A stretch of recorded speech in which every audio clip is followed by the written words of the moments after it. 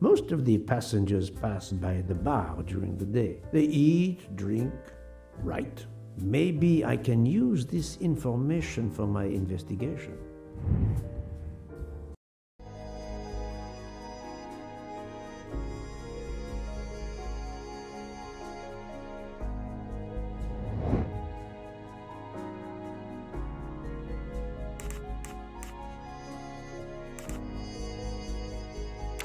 Fantastic. Yes, it could work. He appears to be an observant young man and serves the passengers regularly.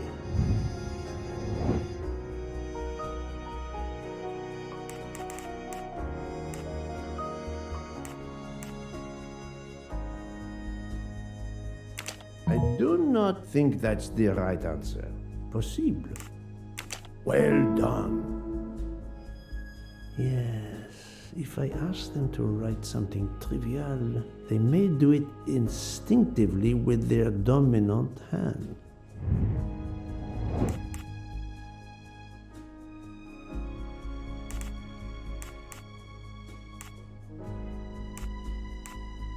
I must admit I'm not right this time. My friend Book has many. This is wrong, but I'm never far from the truth. Given all his adequate. Yes, I will remember which people use their right or left hand. That was easy.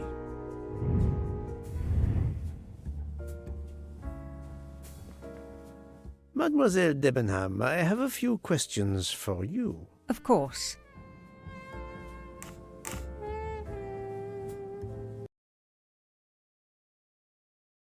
Would you mind writing your address on this paper for me? Not at all.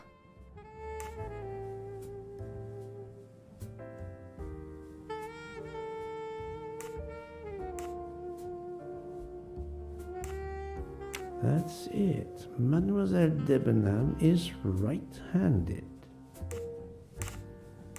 Let's start with your movements last night. There's little to tell. I went to bed and slept. Did you know the man who was killed? I saw him for the first time during lunch yesterday. Did you notice anything about him? Well, if I believed in auras, I might say he seemed dark. That's it. Mademoiselle... Do you recall what time Mademoiselle Olsen went to get some aspirin from Madame Hubbard? I remember glancing at the clock. She left our room just after 10:30 p.m. Was she away for a long time? About 5 minutes. That confirms what Madame Hubbard told me. Do you smoke by any chance? No, I never have. Do you own a scarlet nightgown?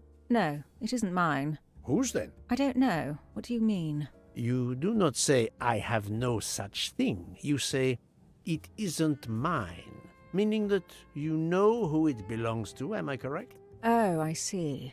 No. I woke up this morning about 5 a.m. with the feeling that the train had been standing still for a long time.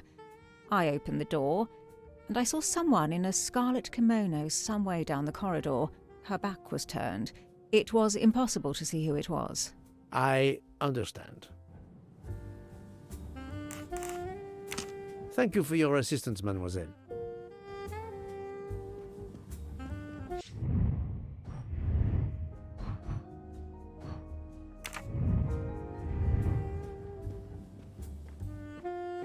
Mademoiselle, I am sorry to disturb you, but I need to ask you a few questions. Are you the investigator? I am. We are lucky you are on the train. What do you want to know? I hear, mademoiselle, that you were the last person to see the murdered man alive. I do not know. It may be so. I opened the door of his compartment by mistake. I was much ashamed. It was a most awkward mistake. You actually saw him? Yeah, he was reading a book. And what did you do after that, mademoiselle? I went into the American lady, Mrs. Hubbard. I asked her for some aspirin, and she gave it to me. I usually carry extra aspirin for the refugees, but I gave mine to a camp in Turkey. They needed it more than me.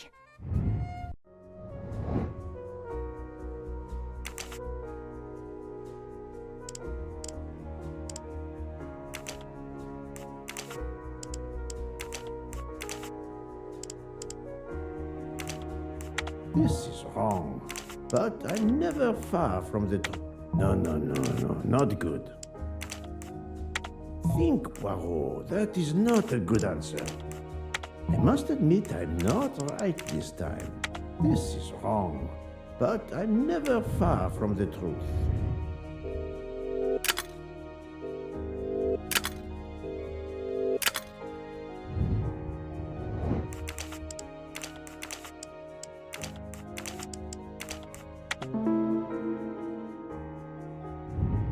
My little gray cells did not let me down. Did Mrs. Hubbard ask you whether the communicating door between her compartment and that of Monsieur Ratchet was bolted? Yes, And was it? yes. And after that, what did you do? After that, I went back to my compartment, took the aspirin, and lay down. That was around 10:50 p.m. Is there anyone else in your compartment? Yeah, a young English lady. Very nice, very amiable. After the train left Vinkovsky, did she leave the compartment? No, I am sure she did not. Why are you so sure, if you were asleep? I sleep very lightly. I am used to waking at a sound. I am sure that if she had come down from the berth above, I should have awakened. Did you yourself leave the compartment after that? Not until this morning. Do you have a scarlet silk kimono, mademoiselle? No, indeed. I have a good comfortable dressing gown of Jaeger material. Do you smoke, mademoiselle? No, I can't stand the smell of tobacco. Perhaps you will be so amiable as to write me down your address. With pleasure.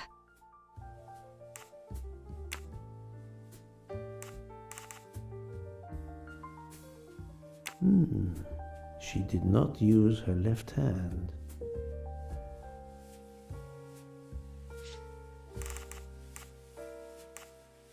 This was a very interesting conversation, mademoiselle. I thank you. If you have any other questions, I'll be in my compartment.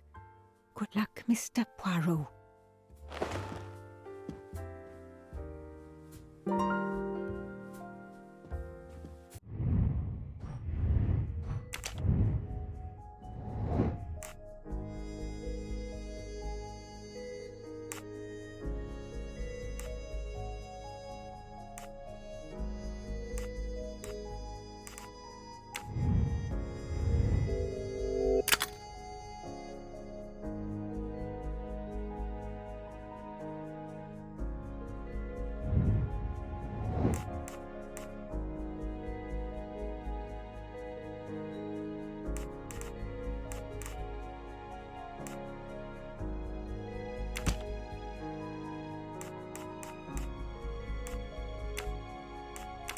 I do not think that's the right answer.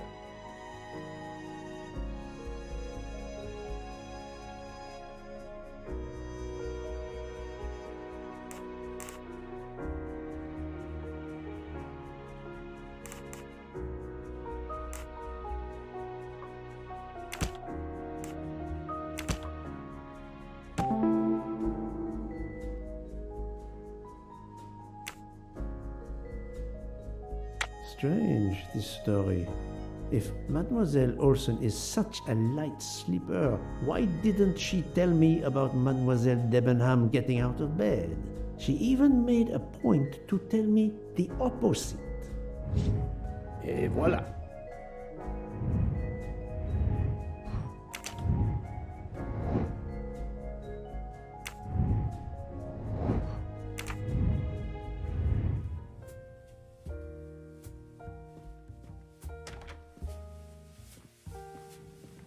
I'll observe her instead. I'll keep an eye on them instead.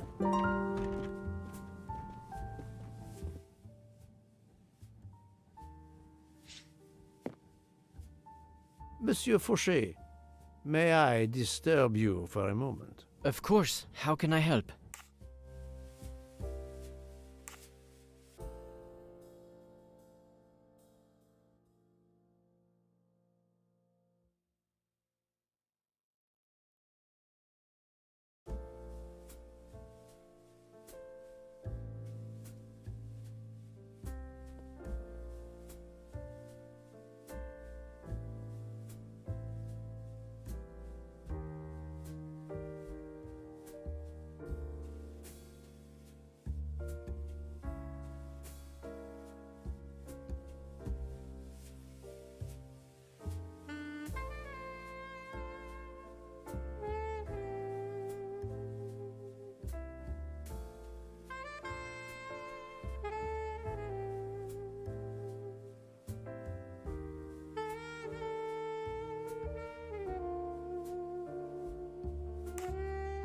It is, of course, about the murder of Monsieur Ratchet. Can you tell me your movements last night? I understand.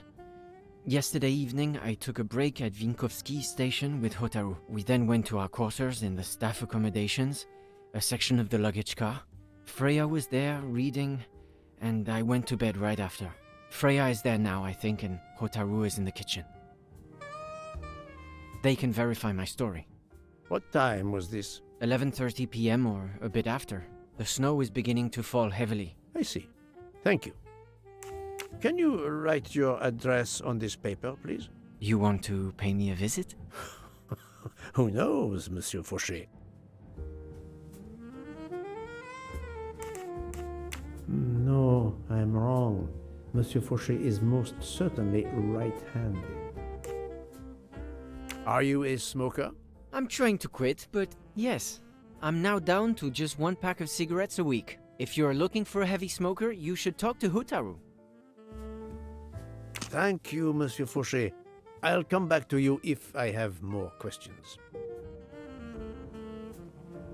Monsieur Fauché. Of course. Thank you.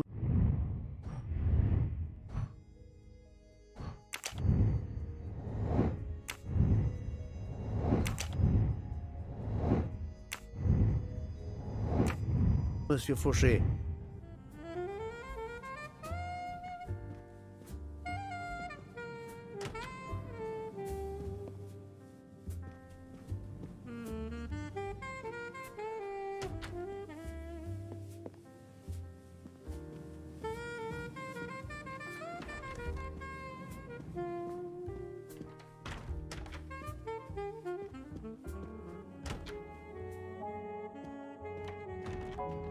So, Poirot, I hope you are progressing in your investigation.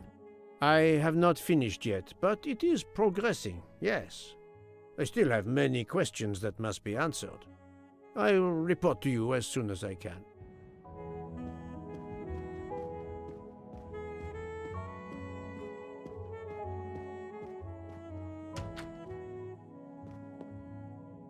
Ah, Monsieur Maury, would you have a few minutes to give me? I have some questions to ask you. Do I look like I can answer questions?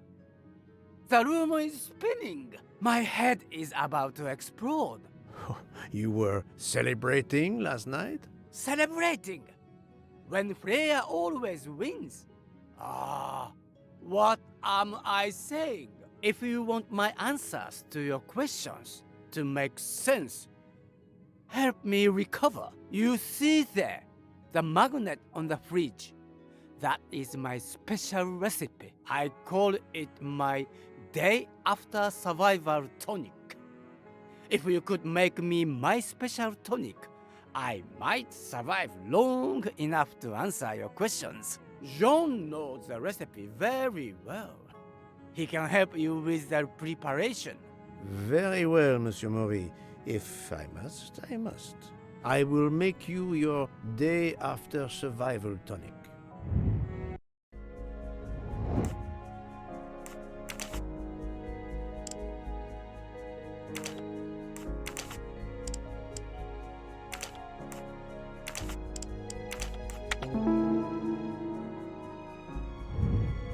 that's the right answer.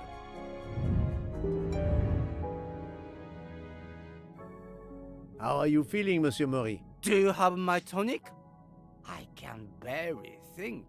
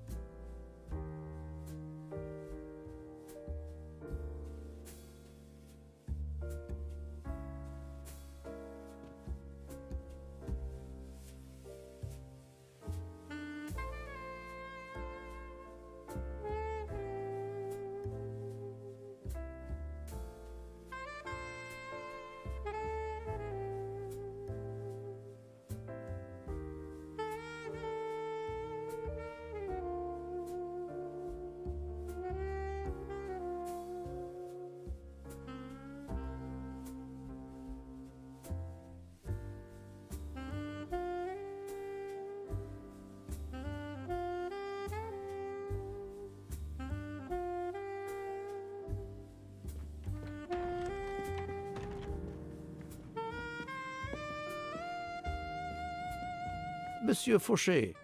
Of course. Monsieur Fauché, I need your help to prepare a cocktail. What is this phrase? This is music to my ears. What can I fix for you? A mojito? A gin and tonic? Or perhaps a martini? Shaken, not stirred? It's not for me, but for Monsieur Mori. Ah, his day after survival tonic. Unfortunately, I know it well. Bring me the ingredients and I'll prepare it for you right away.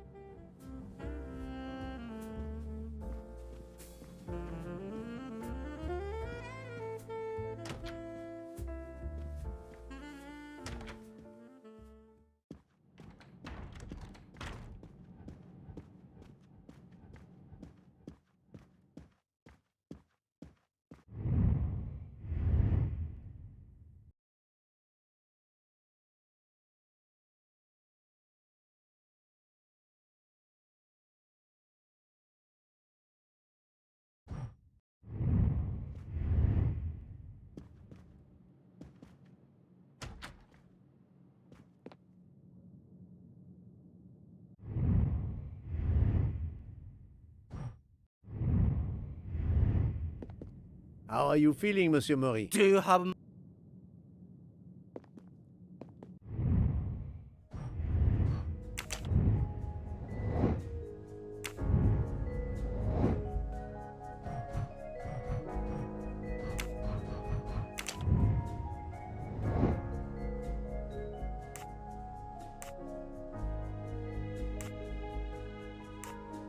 I do not think that's the right answer. Yes.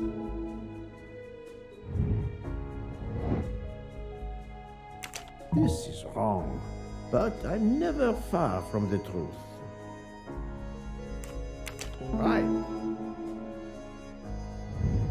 My little gray cells did not let me down.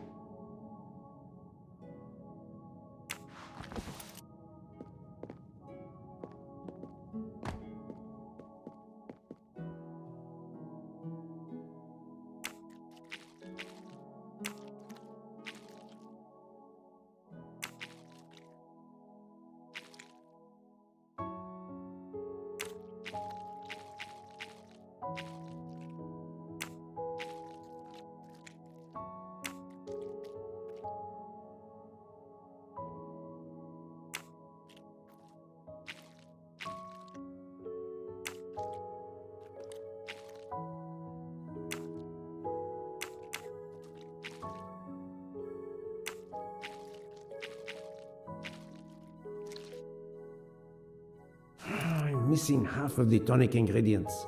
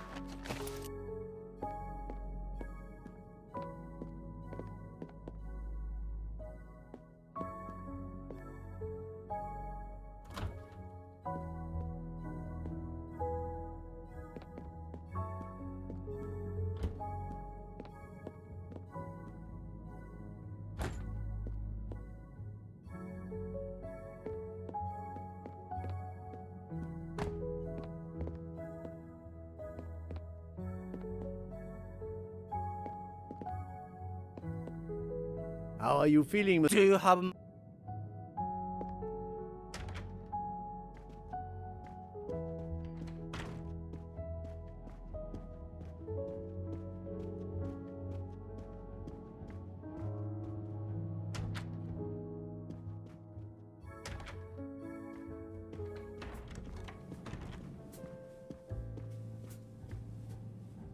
Monsieur Fauché, Of course.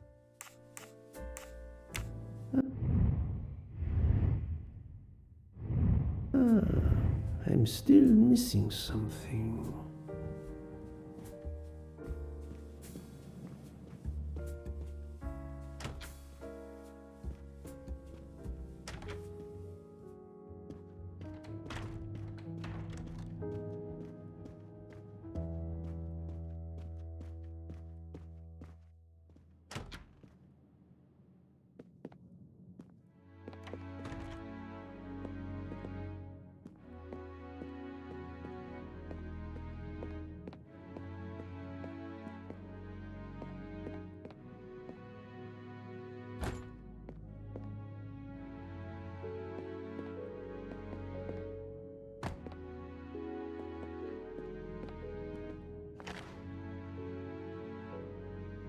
I have all the ingredients for Monsieur Maury's tonic. I have to go and see Monsieur Fauché so he can prepare it for me.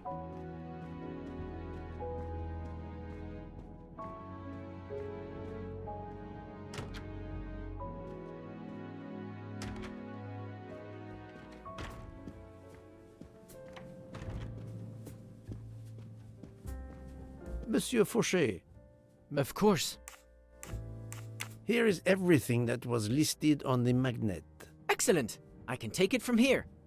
Mr. Poirot, I'm uncertain about the lemon juice. Is it half a lemon or a full lemon for the recipe?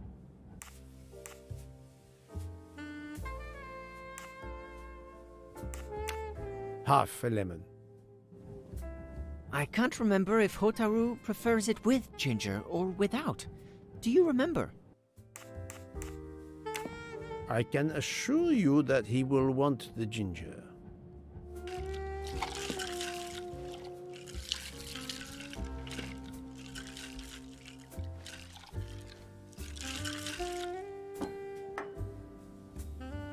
There you are, sir. Hotaru will be himself again. Excellent. Thank you very much.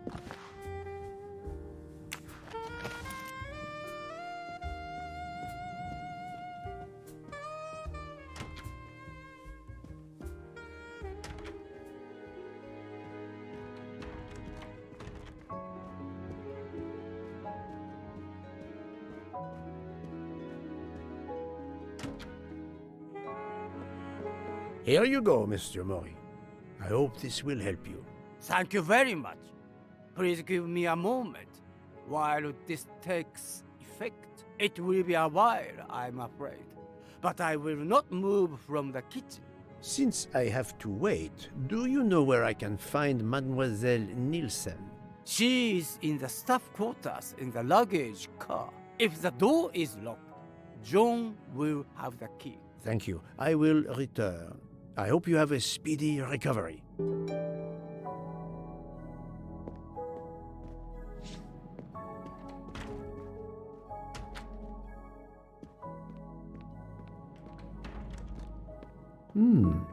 It's locked.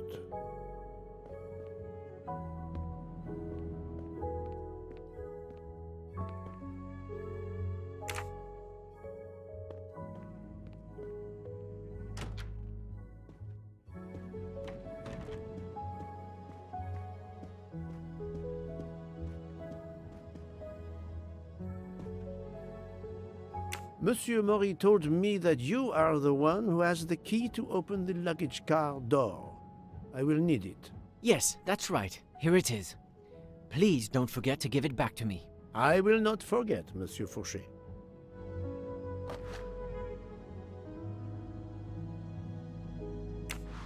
I have a favor to ask.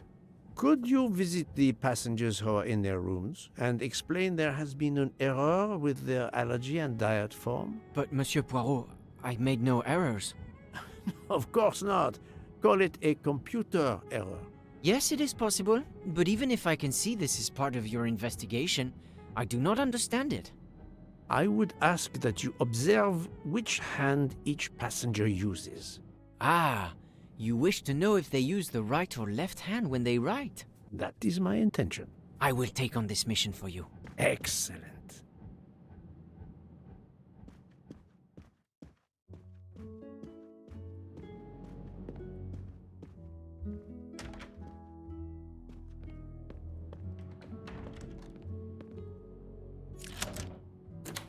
That's it. It's open now.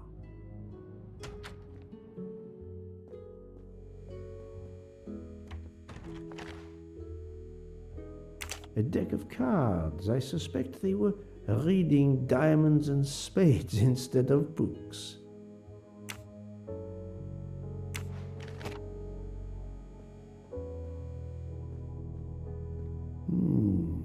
Empty rum bottles.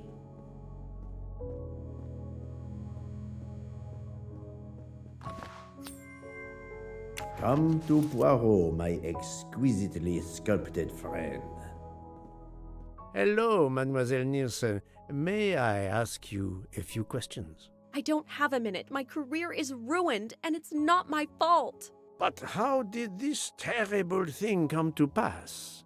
My supplies, passenger luggage, our living space, there is so little room. I gave the cargo handlers in Istanbul strict instructions how to stack my crates containing the ingredients I need for my desserts, so as one box is used up, it can be discarded. And these fools of cargo handlers did not follow your instructions? Ignored completely. I have 4 crates that must be moved from there to here to correct the order they are stacked. But placing the wrong crate on top of a smaller crate will crush it, its contents, and my career. Calm yourself, mademoiselle. I understand. So, the problem is these 4 crates must be moved there, but carefully. Yes. I have to move these 4 boxes from this location to here. But there is not much space to move the boxes, and I have to be careful never to put a bigger box on top of a smaller one, or the smaller crate will be destroyed. The problem is clear. I shall assist you.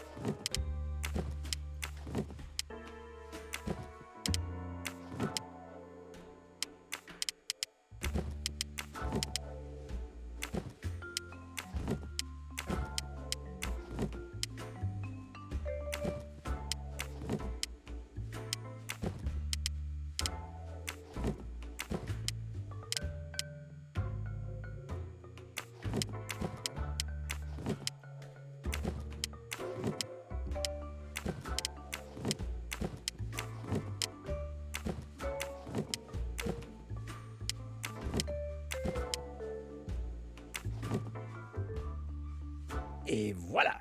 You are a lifesaver. Or at least a dessert saver. Thank you, thank you. I will gladly answer your questions.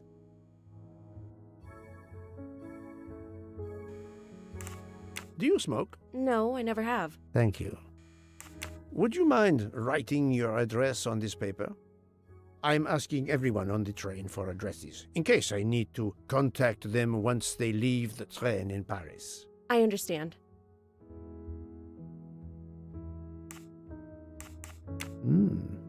No, she used her right hand. Can you tell me your movements of last night?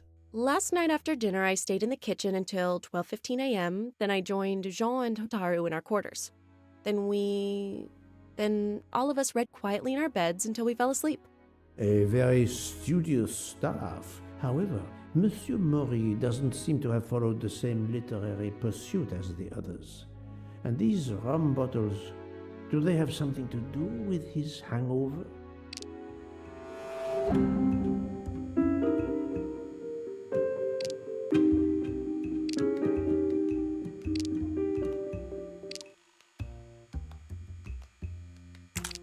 I rather think that you didn't just read last night. What makes you say that? The empty rum bottles. Were their labels part of your reading last night? My fault. I must have left them there before I put them in the bin. And these are straight from the bar. Our passengers must have drunk them. I have my doubts. But why would she feel the need to lie? That deck of cards. I imagine that you didn't spend all evening reading. Yes, you're right.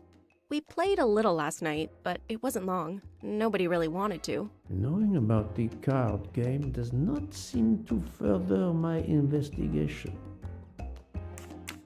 I spoke to Monsieur Maury. He seemed to be quite hungover.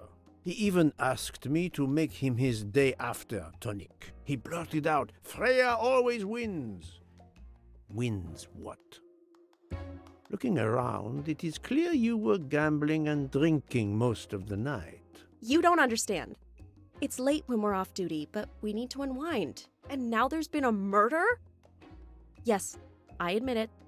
We went overboard last night. But please don't tell Mr. Book. It's against regulations. We could all be fired. Mademoiselle, I realize your difficult jobs have been made more difficult. But as you say, there has been a murder. I must have the truth. Of course. I'm so sorry. It's not such a crime.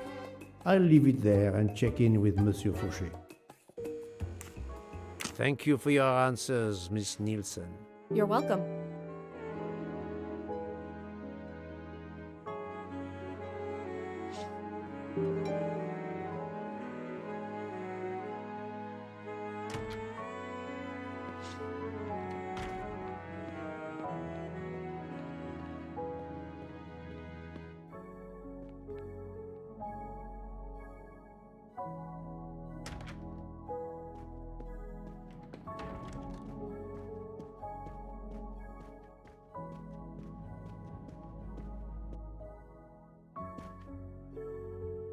Here is your key. Thank you very much. My pleasure. About the little favor I asked of you. Aha, but of course. I was able to get new allergy forms from guests who were in their compartments. Monsieur McQueen, Monsieur Masterman, Count and Countess Andreni, they are all right-handed. I also asked Princess Dragomirov, but she had her assistant, Madame Schmidt, sign for her. She is right-handed as well. You have exceeded my expectations. Well done. Thank you, Monsieur Fauché. I'll come back to you if I have more questions.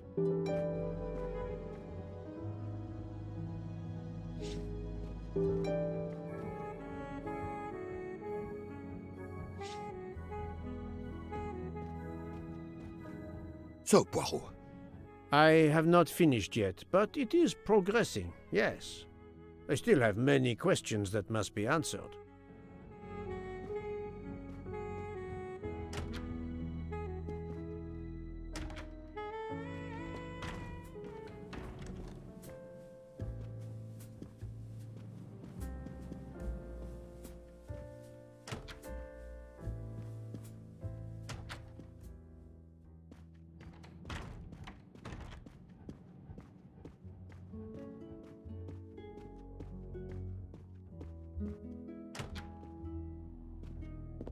How are you?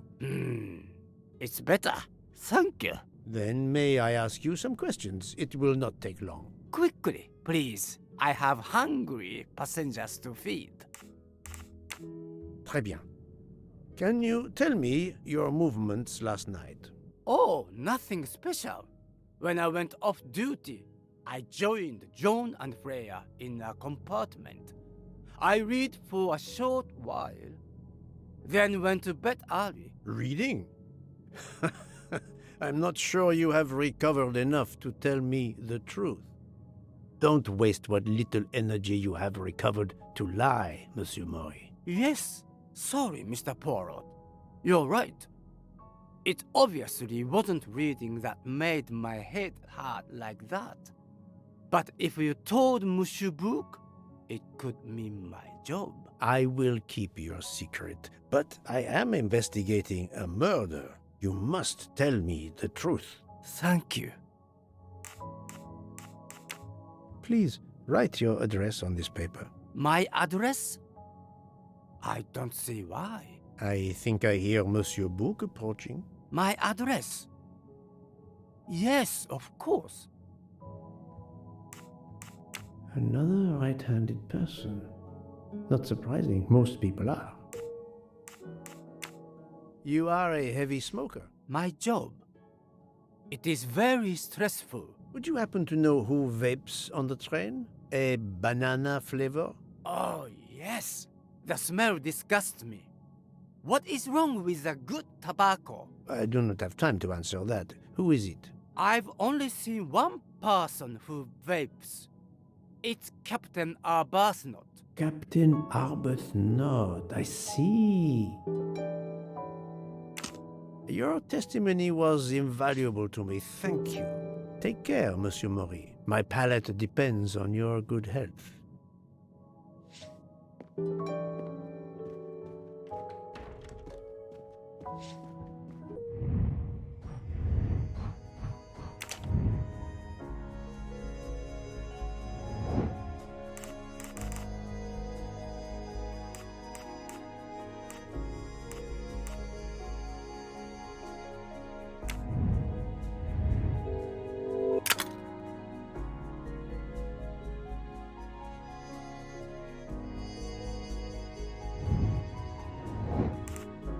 Right.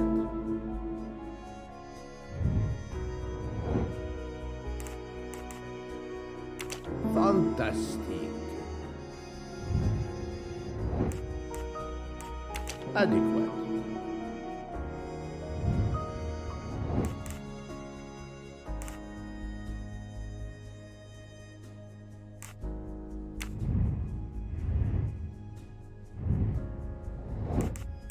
Yes.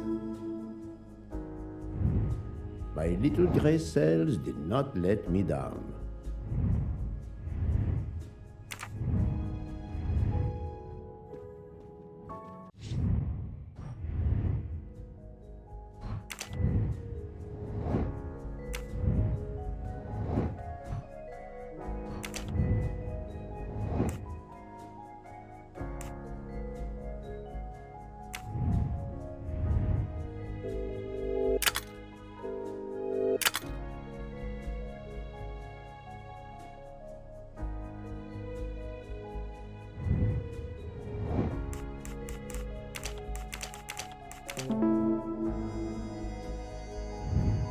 I'm right again. That happens.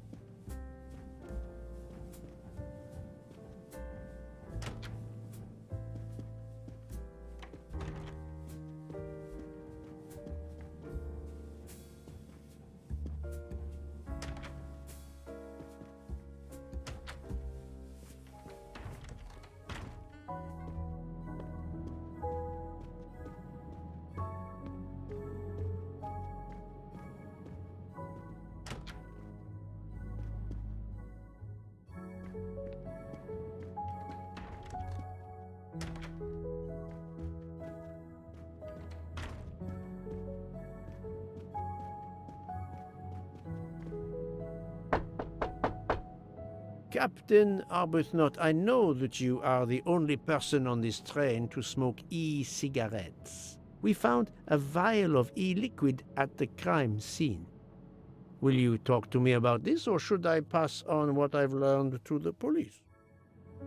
All right. Come in if you must.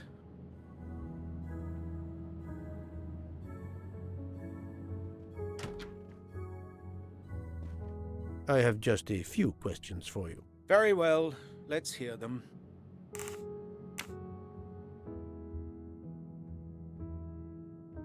Is this e-cigarette liquid yours?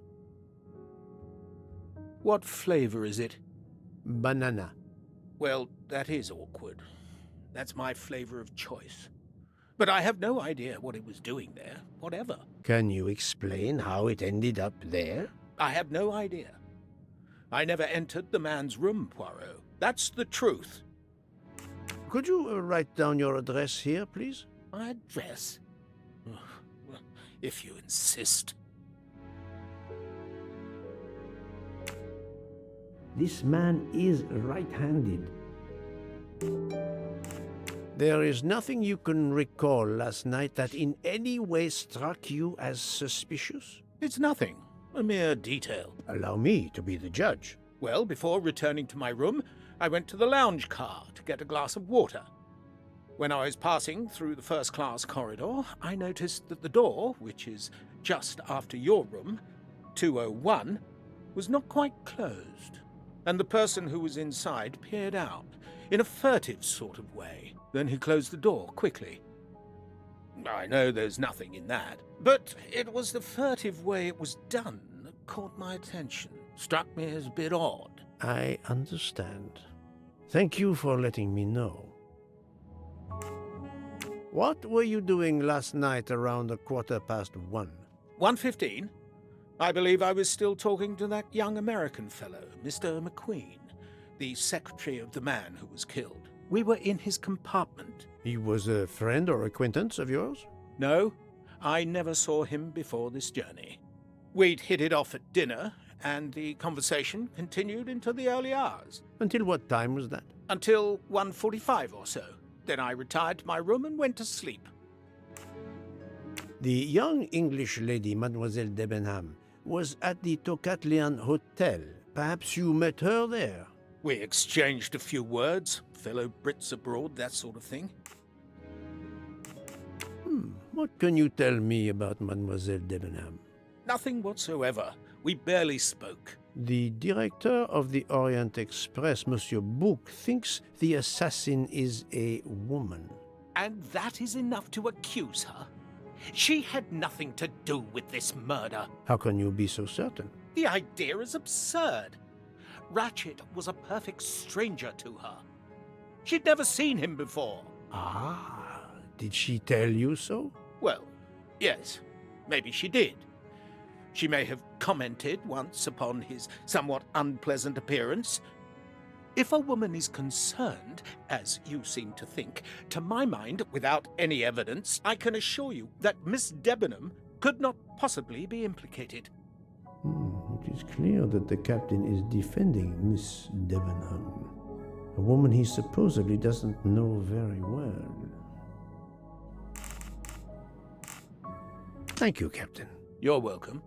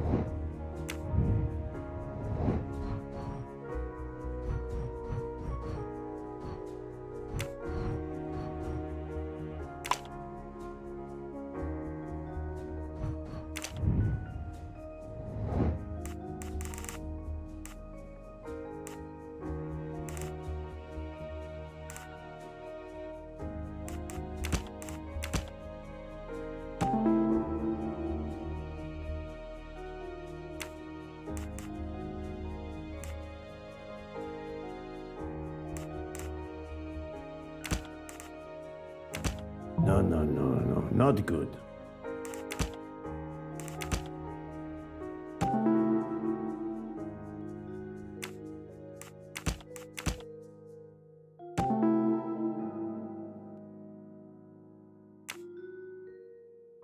Captain Arbuthnot is the only passenger to smoke an e-cigarette. Even if this liquid in Ratchet's room is a solid clue, he has an alibi. I cannot accuse him without any other proof. That was easy.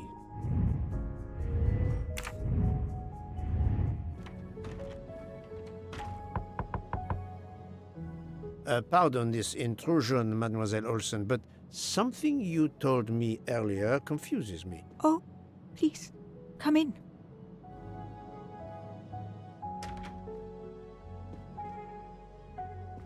How can you be sure Mademoiselle Debenham was in bed all night?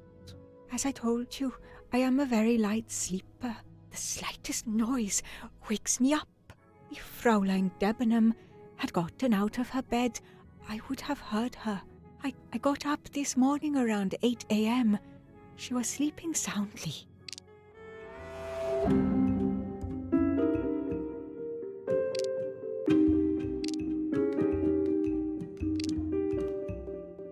I know there is a clue somewhere to prove she's lying.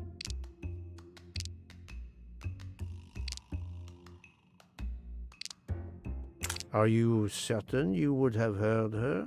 Yes. Why are you asking?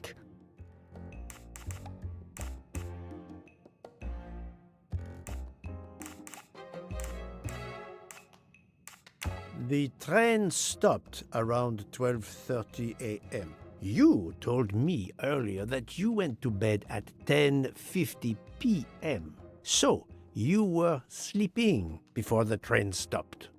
Didn't that wake you up? No, the train must have come to a slow stop. Did that wake you up? No, I also remained asleep. Mademoiselle Olsen tries to trip up Hercule Poirot. I spoke to Mademoiselle Debenham and she told me that she got up around 5 o'clock in the morning. She opened the door and looked down the corridor. It was then that she saw a woman in a red kimono. How do you explain that? I think I must have been sleeping very soundly not to have heard it. Oh, but does that make me a suspect? I am not accusing anyone, mademoiselle. Do not worry. I am just trying to determine what happened last night. Thank you for your testimony.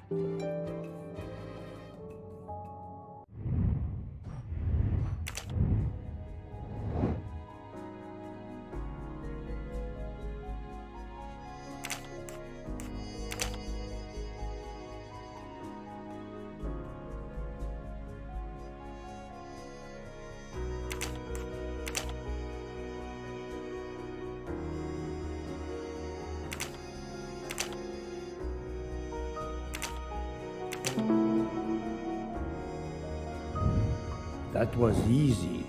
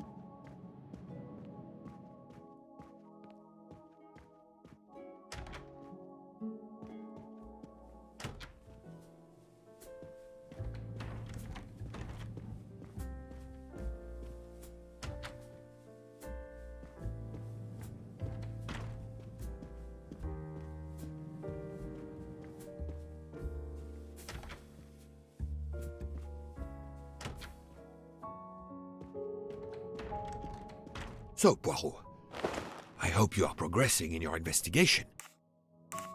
There is no trace of the murder weapon on the train, as yet. The killer could have hidden it anywhere. It must be somewhere. Indeed, as you say, it must be somewhere. According to Dr. Constantine's report, the stab wounds were made by at least one right-handed and one left-handed person and with different strength. For the moment, everyone I have checked is right-handed. It is impossible to draw any conclusions as yet. However, I still have a few people to interrogate, notably the Russian princess. You still have many avenues to explore? Indeed, the case is far from over, mon ami. I identified the person responsible for the bottle of liquid for the vape found at the crime scene. So, this is our culprit? Do we hold him? No, unfortunately, this bottle belongs to Captain Arbuthnot, but he has an alibi, confirmed by Monsieur McQueen for the time of the murder. Monsieur Bouc, Monsieur Poirot. Michel, calm down. But it's Mrs. Hubbard. She says she found the murder weapon in her room. She's very upset. Let's go, Poirot.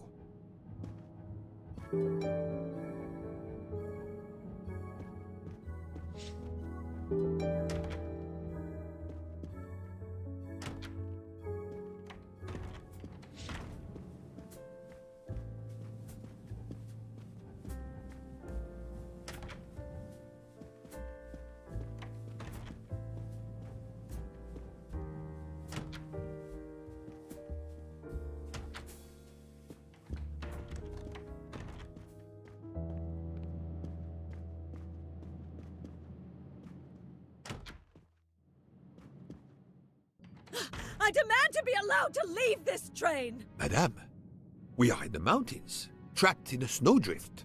Stating the obvious, there is a murderer among us. He had the audacity to hide his weapon in my room. Please, Madame Hubbard, take a deep breath and tell us what occurred. Where did you find the knife? I wanted to get a handkerchief from my purse, and when I opened it, I saw it! A bloody knife! Am I next to be murdered? I very much doubt the murderer would give you his weapon. What do you mean? Madame, he would have used it. Oh, I haven't! Did you touch the knife? Of course not! What a question! I will take that as a no.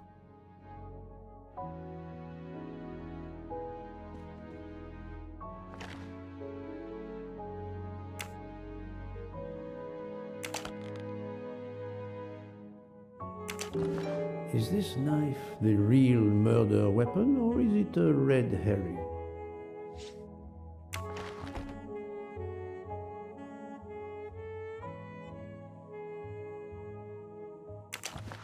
Is this knife the real murder weapon, or is it a... Is this knife the real...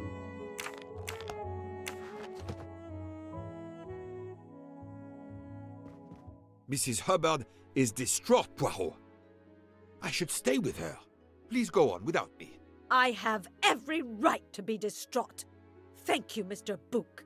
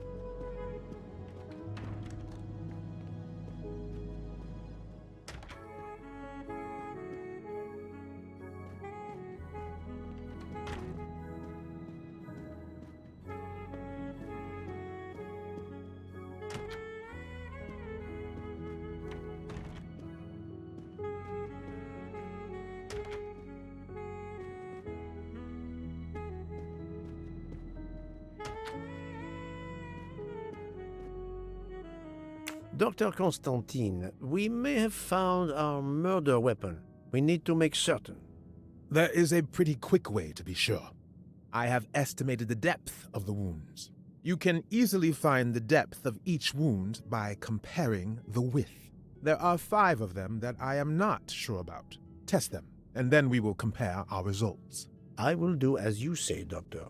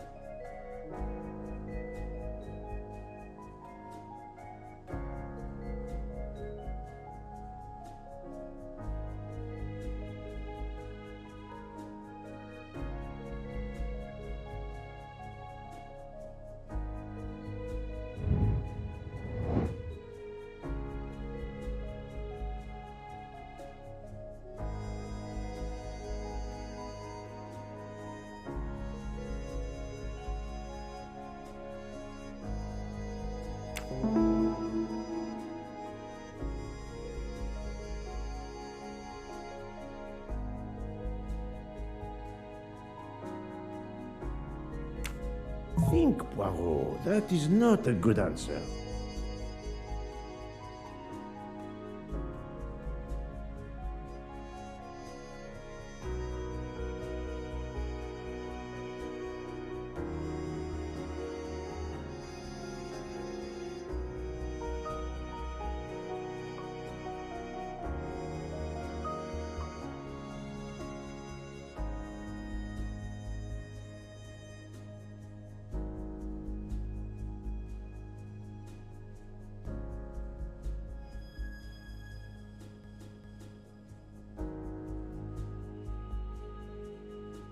No, not good.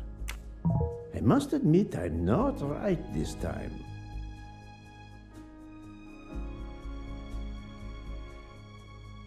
This is wrong, but I'm never far from the truth.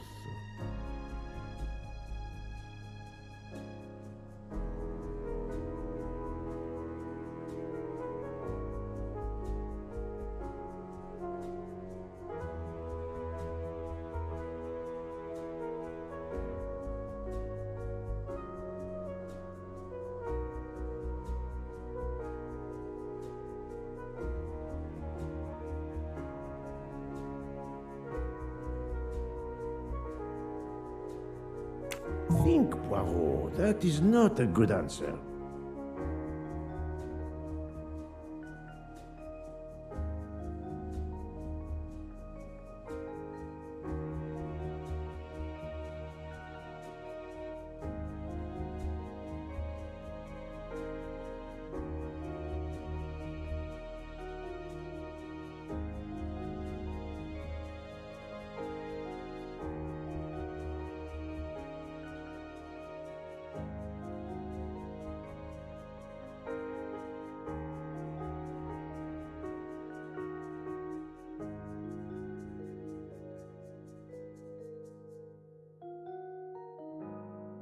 This is wrong, but I'm never far from the truth.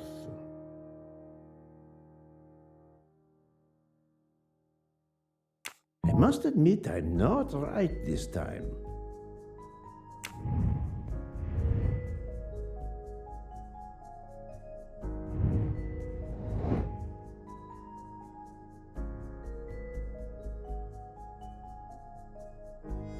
No, not good.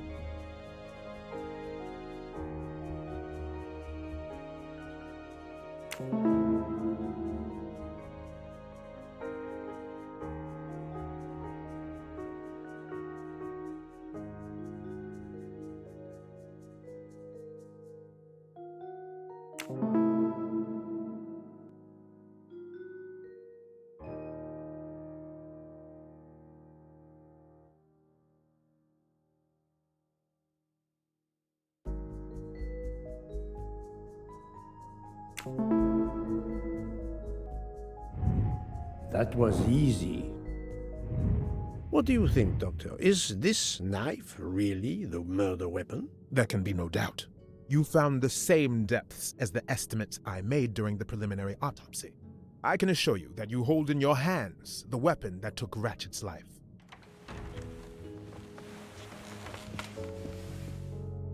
Thank you. I feel way better now. The rest gave you time to sleep off most of the effects of the drug. I'm still a bit groggy. That's understandable. Are you able to continue your story now? Yes. Yes, I think so.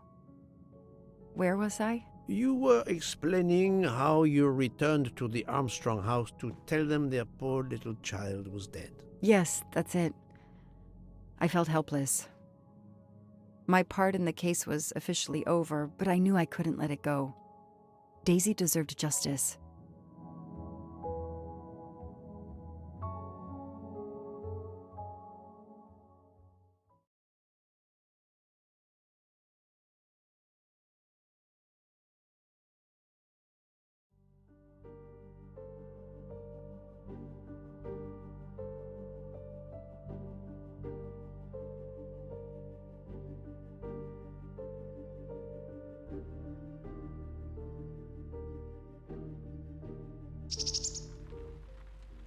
Two days later, I returned to the Armstrong house to tell them Daisy would be released soon for burial. I was angry with myself that I couldn't bring them better news. I wasn't prepared for more tragedy.